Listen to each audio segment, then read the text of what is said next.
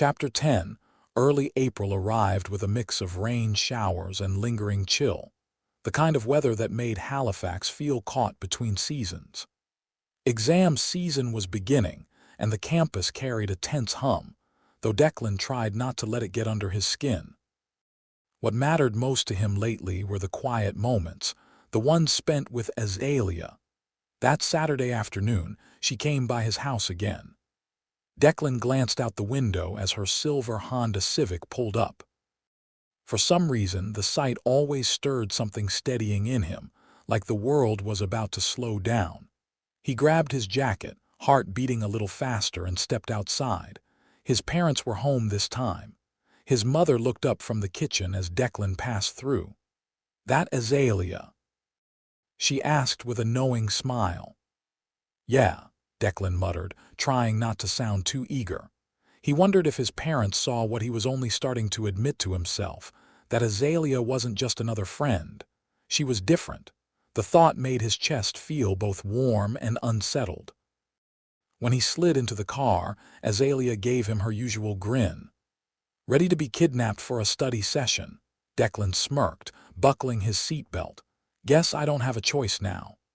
They spent the afternoon in the library, tucked into a corner table near the tall windows. Azalea spread out her sketchbook alongside his notes, pencil tapping absent-mindedly as she studied. Declan found himself glancing at her more often than his textbook. "Focus, man. You've got exams coming up. But look at her. How does she make cramming for sociology feel less like a burden and more like time well spent?" The silence between them wasn't awkward. It was steady, comforting. Every so often, she'd hum under her breath or doodle in the margins, and the sound grounded him in a way he couldn't explain. As the hours stretched on, Declan's focus drifted. He rested his chin on his hand, eyes fixed on the words in his notes without really seeing them. What if I fail an exam?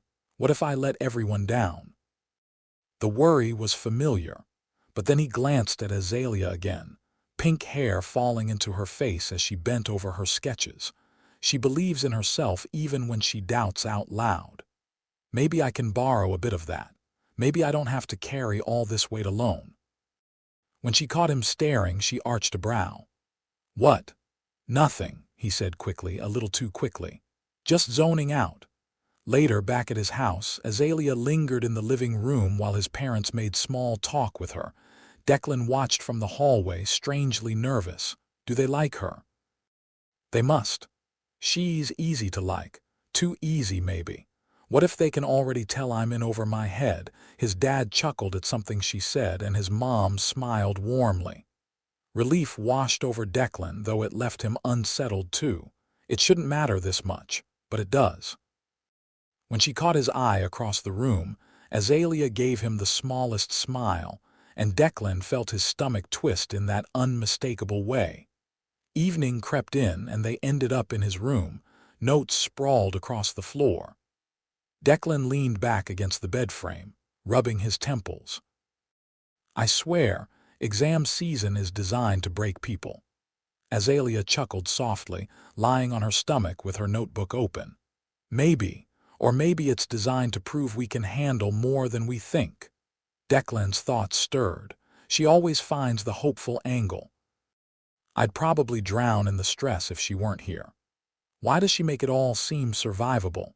He nodded slowly, pretending to study again but really just listening to the rhythm of her pencil on the page. At some point, the studying shifted into just talking. Declan found himself telling her stories about his first year at university, about times he thought he wouldn't make it through. She listened with that focused attention he never got tired of. "She makes me want to keep talking. Like my thoughts matter. Like maybe I matter more than I think I do." Azalea smiled faintly. "You've changed since then. You carry yourself differently," he blinked. "For better or worse?" "For better," she said, and there was no hesitation in her voice.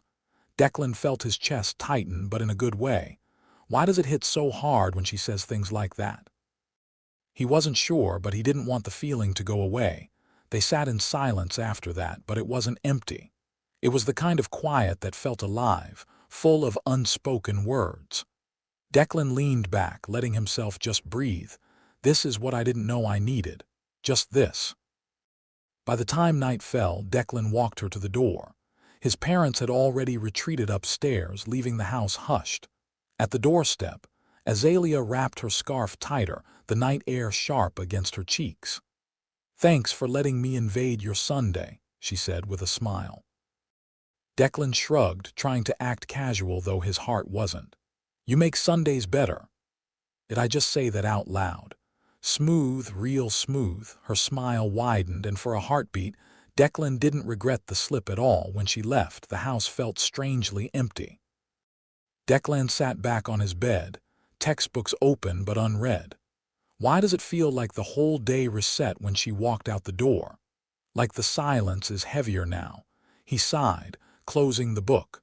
I should be studying, but all I can think about is how easy it felt when she was here. How the quiet wasn't just quiet, but shared.